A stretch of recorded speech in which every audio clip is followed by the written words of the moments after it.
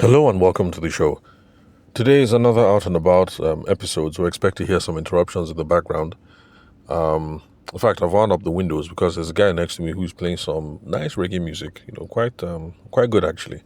So just in case you hear it, just take it as a nice background to today's podcast episode. In fact, the fellow has got me thinking that I need to add some Peter Tosh and Bob Marley to my playlist just so I can get on some of those good reggae vibes, just to keep the mind cool, when things are getting too hot mentally or financially. Just some music to help you feel all right. Okay, let's see. Okay, yesterday I did the detour. So today we're going to go back to our baby lawyer, Adenike. Today, let's call her Adenike Ishiaku. And we're going to look at how we can use networking as a prospecting tool. Because remember, how we started the conversation with Adenike was just to show how you can be deliberate at prospecting and using that to start your business. And the reason why I'm going with Adenike, by the way, not her real name, is just that I want to show you guys how we can use it to apply to all manner of businesses. Because typically over here on the podcast, when I've spoken about prospecting, I've always used physical products, so in December of was that December? Okay, I think December of 2023, there was that whole was it catfish or something? Okay, I'm beginning to see a pattern now. It looks like towards the end of every year or at the beginning of every year, I make a series on prospecting, and then we do that with a case study. Interesting. Okay, it just occurred to me. So I've done, I think, catfish. And let's see what else. But it's always been something physical that you can sell. So I figured it was time to now come up with a case study that involves a service, and not a common service at that, so that you guys can see how this principles can be fleshed out across a wide range of scenarios. Also, because once in a while I run into some people who are doing things interesting in the tech space and stuff like that, who listen to the podcast. So I figured, let me just go ahead and make a podcast recording for them. So this series that we're doing right now, using Adenike as a baby lawyer who is trying to get into legal consulting, it's dedicated to you guys who are into all fancy and cerebral stuff. So that is why we're looking at the baby lawyer who is trying to break into the business of securities compliance. So let's see. Okay, we've decided who it is she has to run after. We've decided the companies that she has to run after, and we've looked at the title of the officers within the company that she should be interacting with. So now let's go straight to networking, because for this kind of business, you can't avoid networking as part of business development, or as part of growing sales, or as part of prospecting. Now, if you want to set up your catfish business, okay, then maybe networking is not that essential. And if you're going to become a distributor for Nigerian breweries or something, or for Coca-Cola, maybe networking is not as essential. But when it comes to some of these professional type engagements, we can't run away from networking as part and parcel of the marketing. So marketing or prospecting, whatever it is that you want to call it. So that's what we're going to look at today. Now, for those of you who are listening to the show for the first time, I'm sure you figured out that there's a larger context. So go and listen to the last 3 or 4 episodes and you get caught up to speed. And don't be confused by the changing nature of Adenike's name. The truth of the matter is, the first name I picked for Adenike, I can't even remember if we started calling her Adenike. But the thing is, after the first episode, I lost my notes, so I couldn't remember what name we gave her. So that's how I think the surname changed. And then since then, I've just been changing the surname just for the fun of it. So today, we're going to call her Adenike Ishiaku. Let's see. Prospecting. So now let's define prospecting. Now, prospecting, for those of you who are new to the show, is just that part of your business journey where you're trying to figure out who might be interested in my product or my service. Where do they hang out in the real world? Where do they hang out online? How can I go about starting conversations with them? That's the whole idea behind prospecting, and it's central to growing your business. So this whole thing of you're getting ready to start business, and then you talk to your momsy, this month You don't talk to anybody again. You talk to Popsy next month. Then maybe in March, you talk to 2 or 3 of your cousins. And then maybe in April, you mention it to one person at work. I mean, that's not how to roll out your business. If that's all you're doing, then you haven't really started. And there's no way that you're going to be able to attract customers. So we have to be much more deliberate in our prospecting, running after customers. And yeah, so we're going to use Adenike Ishaku to flesh out these things. So like I said, if this is your first time listening to the show, go and listen. There's a bunch of stuff that you've already missed.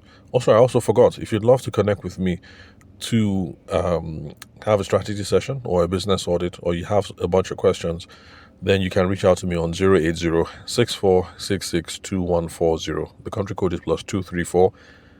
For those of you who are not Nigerian, and that's my WhatsApp number as well, then you can connect with me on LinkedIn. The name to look for is Davishima Ayede.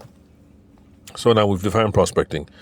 Now, the next question we're going to ask ourselves actually is networking a viable tool for prospecting? Now, the reason why I want us to tackle this question is because there are some people who say, prospecting is one thing, networking is another thing. And I'm one of those people who disagree. Some people think of sales and prospecting and all these kinds of things like a dirty something that is only low class people that get involved in these sorts of things. And I understand, because in this part of the world, when you say a salesperson or a marketer, you think of people who are going around the mall giving flyers, very sweaty people. The armpits are sweating because they've been in the sun all day, that kind of thing. And then for certain professions like the law, people find that kind of behavior beneath them. So they won't call that kind of thing selling. So you would hear lawyers say things like, oh, no, a lawyer should never engage in sales. Like, no. A lawyer should engage in networking. Yes. Networking and business development. That is what lawyers should do. And, I'm one of you. My professional background and my educational background was in law. And I'm here to tell you that, look, I'm sitting on both sides of the aisle. And unfortunately, whatever it is you want to call it, on as sales, everything is sales. So networking is a viable tool for prospecting, and this is how. Because when people are prospecting, you're looking for who might be interested in my product or my service, so that one day the person might eventually do business with me. Abi? Now, when you're networking, what the hell are you doing? You're trying to get some chance encounters so that you will run into people who might have a need for your specialty, whether today, tomorrow, or next tomorrow. So, what are we doing? All our sales. But then again, call it whatever makes you comfortable. So if you're a lawyer, you're an accountant, you studied medicine, and you're like, oh no, sales is beneath me. No, I would never engage in sales. That's unprofessional. That's unethical. But yes, I'll engage in networking. So whatever you want to call it, just, call it. But shall do it. Because regardless of whatever you call it, if you don't do it, then you're not helping yourself. So networking is a viable tool for prospecting. Networking is prospecting. Because we're just trying to orchestrate some chance encounters. Either because we're not bold enough, or because we think going to go and approach people to now start trying to talk business one-on-one is kind of tacky, is kind of low class. Whichever way, in networking, we're just trying to orchestrate some encounters. You go for MBA meetings, that's Nigerian Bar Association, or you go for MD something conference, that's medical and dental practitioners, something. You go for the conference, or you go for Abuja International Trade Fair, all those sorts of things, and hangout, hobnob, so it's all the same. We're just trying to create chance encounters using networking. Now, I'll also have to define networking, because lots of people, when they hear networking, they think networking is handing out business cards. And in fact, today, I'm talking particularly to those of you who are lawyers. Lawyers, and I can blast you guys because I used to be one of you. Lawyers think that networking is handing out business cards. You show up for these sorts of things, and then you start boasting. I graduated first class. I went to Harvard. I did this and this and this and that and that and that. I have so and so cases at the Supreme Court. I have been put in this publication. I have been interviewed on Channels TV and something. And here's my business card. I would love to connect. That kind of thing. And look, that's absolute BS. That's not networking. Because you already know yourself. If you go to these sorts of events and then you spend by the way, people that do this, like, I really, really, really respect you guys. You go to a networking event and you spend 4 or 5 hours. Okay, no, 4 or 5 is much. Let's say 2 or 3 hours. And you do nothing but talk about yourself for 2 hours straight. Man, you guys are vain. Really, really vain. Anyway, but that's a separate podcast episode. So if you go there, you already know yourself, and you talk about yourself for the 2 hours while you're there. When you leave, what have you gained? You might impress 1 or 2 people, but you haven't really gained anything. Now, the sweet spot, the main thing about networking is not just handing out business cards, but actually is about sorting through contacts. It's about going into the hall and trying to figure out who is worth building a relationship with after the event. Now, keep your boasting for later. So like Adenike now, for instance, 10 years, probably done her master's and has worked on lots of important cases and things like that. So keep your boasting. The boasting time will come where you will impress them with how educated you are, how sophisticated you are, and how refined you are. But at the networking session, when you go for MBA meeting, remember MBA is Nigerian Bar Association, that's where lawyers hang out. Then, or MDC, that's Medical and Dental Practitioners, something. When you show up for all those sorts of things, enter into the room and then, begin the scope, look around. You're trying to figure out who is in this room that is worth building a relationship with after the event. That is where the pepper is going to come from. So instead of going into this thing and spending 2 or 3 hours boasting about yourself, go there and try and figure out, are there 4 or 5 people here that I should know that by the time I leave this place, we might be able to run 1 or 2 things with them. That's the whole point of networking. So networking is more about sorting through contacts rather than passing out your business card. In fact, in my own opinion, it will pay you. Keep your business card in your pocket. Have as many conversations as possible. Try and figure people out. Collect their own business cards. Then after this networking event, after this dinner, after this lecture, after this whatever it is that you've attended, you now pick up the phone and start calling these people. Say, oh, what's up? This is that young lady that you had a conversation with that time. Say, oh, yes, I remember that young lady from IFA. Oh, yes, sir, yes, that's me. And then you now start having a conversation. So keep your business cards, but make sure you collect other people's business cards and then reach out to them after the event. So networking is not about handing out your business cards, and it's not about talking about you. Rather, it's about asking questions from other people and trying to figure out what they are up to so that you can align your own business interest with theirs. That's it. So when you talk to people and you figure out what they're about, try and gain feedback on what it is that you do and how it relates. See if there's any alignment. Give them some invites. Some insights. And then what you try and do is you now try and gain some advancements. Advancement is just get things to move to the next step, which is you set up a meeting or you set up a future phone call or you go to their office or whatever. That's how networking is done. Also, that's another thing I'm trying to disabuse you professional types of. Networking is not what goes on during the whole thing. Because for those of us who who got our masters abroad, typically your university, whether it's Harvard or whether it's London Business School or whether it's Kennedy School of Management or wherever it is that you went to, typically there'll be 1 week where they say is networking week, and then you go to these events and then blah blah blah and stuff like that. So instead of going for these sorts of things, spending all the time talking about yourself, go try and figure out who's worth building a relationship with later. But then when networking week is done, a lot of you professional types, lawyers, accountants, who else? Do engineers do networking? And maybe they do. AKTS, let me know. So after that thing, you now just think okay, I've done my networking for the quarter or my networking for the year. No, networking is what happens after the event, not during the event. During the event, you're just sorting through contacts. You're trying to figure out who's the guy or who's the very babe that I need to connect with. So let's just do a small case study. Remember, this case study is fictional. So Adenike Ishaku does not exist, but I know for sure that there's someone like her listening to this podcast right now who is 10 years post-call. That means you went to law school, you did your master's, you've been practicing for 10 years. Adenike Ishaku, if I remember correctly, we said that she practiced in Lagos under an Oga who was paying her crap, like 100K every month. And so she decided, look, you know what? I'm smarter than this. I'm sharper than the guy. And in fact, I've been responsible for the last 4 big briefs that we handled that ended up floating on the Nigerian Stock Exchange. So let me go out and do it on my own. So she's doing her thing now. And she's going around talking to people that she's into securities compliance. In one of the older episodes, I gave an example about Adenike showing up to an event, Founder Friday. Now, Founder Friday is something that has been going on for quite a bit.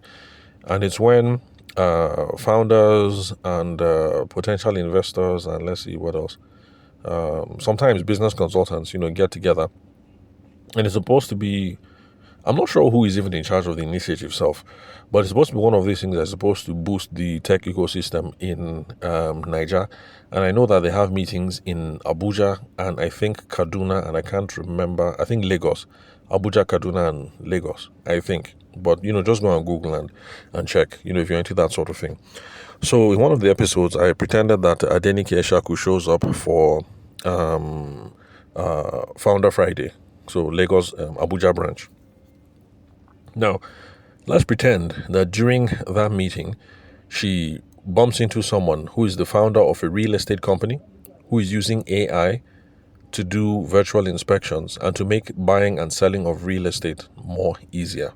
Well, by the way, that company does exist. They happen to be one of my clients that I'm advising them on, trying to get their fancy ideas off the ground. So now, let's say Adenike runs into this person. Now, let me go back to what I was trying to say from the beginning about what networking is. If Adenike says that networking is about going, and handing out business cards, if you give your business card to somebody like this and boast about yourself and then you leave, the truth of the matter is this kind of person does not even know whether he might need a compliance lawyer. So your card that you've given to him, this is what will happen. He'll put it in his wallet and then he'll forget. He will see it in 3 years and then throw it away. Because by then he would have already had his own compliance lawyer. Or he'll put it inside his wallet. When he goes home, his children will play with it, pull it out, and they might tear it, and then that's it. So it won't profit you much going around handing out your business cards. But then rather, if Adenike flips the script and looks at it this way, that it's all about asking questions. It will be a matter of, okay, the founder is a guy, but in this case, let's pretend that the founder is a lady. So, how will I do it now? So Adenike runs into this lady and says, oh, what brings you here? Tell me about your business. Oh, really? AI? Virtual inspections? Will that kind of thing work in Nigeria? I mean, tell me more. So that's the whole scope. Like, okay, that sounds interesting. Tell me more. You're getting this other founder to talk. From the way that the founder is talking, you will get to ask different things about the business origins, how they raise money for the investments, the kind of people that they are targeting, things like that. How many shares that they've raised so far, and then the goal that they have for the business, whether it's something that they want to grow big and eventually list it on the Nigerian Stock Exchange, those sorts of things. But all of this would be small talk. The person you're talking to will just think like, wow, this person is a very engaging conversationalist. And yes, you're being engaging. But the thing is, with the goal that you have in mind, you're trying to figure out one or two things. You're trying to figure out, could this person be a potential collaborator, a potential client, a potential customer, or a potential, referee, as in someone that will refer you to someone else. I'm not sure if that's a referee or a referral. So whatever is the proper word, you guys figure that out. So that's what you're trying to figure out. So it is after you get the person to talk about her amazing business idea for like 20, 30 minutes that you can now, remember what I said, you can now start gaining feedback on what it is you do and how it relates, or giving insights, and then you go for the close, which is try and set up an advancement, which is set up a future meeting or set up a future phone call or set up a future office visit. That's where you now be able to ask questions about the equity investors. So you say, oh, okay, you got your first investors from Otumba, this person, from KBAC, this person, and from Shugaba, this person, or Emir, this person. And then you ask more questions. Okay, therefore, for your round A, on what terms? So is it round A or B Series A? Sorry, forgive me. I think it's called Series A. So for your Series A fundraising, on what terms, what kind of items did you typically have in the term sheet, blah, blah, blah. From the questions that Adenike is asking this founder, the founder will begin to see that, okay, this baby lawyer, she might look small, but she's sharp gone, as in she knows her stuff. You see, now you're setting yourself apart from other lawyers that this person has met before. Because Nigerian lawyers like to believe that they're educated, but I won't lie, Nigerian lawyers don't know crap. We go to school, all we study is law. Then we come out and we have no appreciation for anything else. We have no appreciation for economics, no appreciation for finance, no appreciation for philosophy. And so you find that the Nigerian lawyer is a very insulated fellow and doesn't know much. So please, those of you lawyers listening to this podcast, I can say so because I'm one of you. I'm one of you. I'm your brother. So that's the reason why people don't respect us. That's the reason why we see all those stickers. Waiting lawyer, they do self. And all those sorts of things. Because people look at us running around in our strange clothes, calling ourselves learned fellow, giving ourselves high five. But people can't really see I don't get it. They're supposed to be sharp people, but I don't get it. That is the reason why. Because the legal education here, very insular. Now, if it was in the UK or in the USA, for instance, where you would have gotten a first degree in accounting, because law is typically a second degree in those climes. So you'd have gotten your first degree in something, economics, sociology, criminology, or something. You now graduate and then do law as a second degree. You're coming up as a much more rounded fellow. And you can see that there, lawyers can have much more fruitful, enlightening, positive conversations on all manners of business or policy or government and it'll sound like, okay, these are educated people that are talking. So please, lawyers in Nigeria, you guys should develop yourself. Don't just go to OAU or go to Unilag, you get your law degree, you come out and then start calling yourself the law, and then people are supposed to respect you that you're educated. So please, a lot more. Anyway, let me stop bashing lawyers. So, but what I'm just trying to say is that this is how the founder will now start saying that, okay, this Adenike, this baby lawyer that I'm talking to, this one is a lawyer with distinction. Because Adenike knows what's up and is asking the right questions. You ask a couple of questions about the equity investors, people that are put money into this deal, and on what terms. Nigerian people who are starting their fintechs and stuff like that, they usually like to give ownership stake to some of the early staff and things like that. So you ask all those kinds of questions, just asking questions like that. So those are the kind of questions that Adenike will ask. And then from there, this is where the insight will start coming in. Now, okay, when you did this and you raised money from Alafin, this person, from Ogbuefi, this person, from Mazi, this person, did you do this?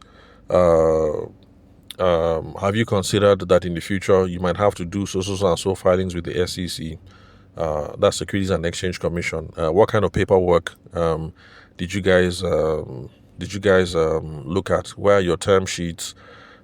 Is there any evidence, of the, how will I put it, not evidence, what did you use to set the expectations for how things are going to go on moving forward? So it's from asking these kinds of probing questions, listen to the person's idea, asking these kind of probing questions, that the CEO founder will now start seeing that, okay, maybe I need the direction of a compliance lawyer going forward, because there's one or two, three things that I didn't quite think through, or I thought of it, but I didn't quite flesh it out too well. So I guess I need people like this.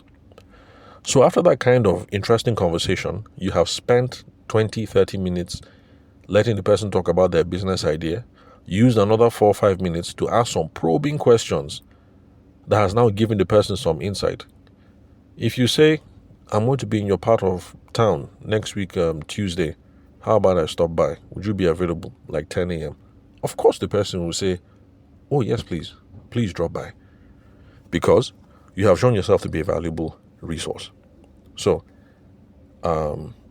professional types, you don't want to do sales, you only want to do networking. This is how you do networking. Stop going around at MBA conference, at MDC and all these things, and you just be giving people your flyer, or you've done your website is flyer, your website is cool, so you want everybody to know your website, so you're giving everybody your law office website. So this is how you go about it. Make it about the other person. Try and figure out who is in the room. Try and figure out what it is that they're working on.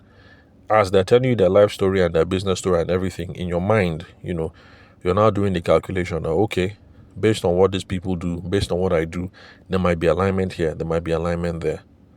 Later on in the conversation, drop one or two insights.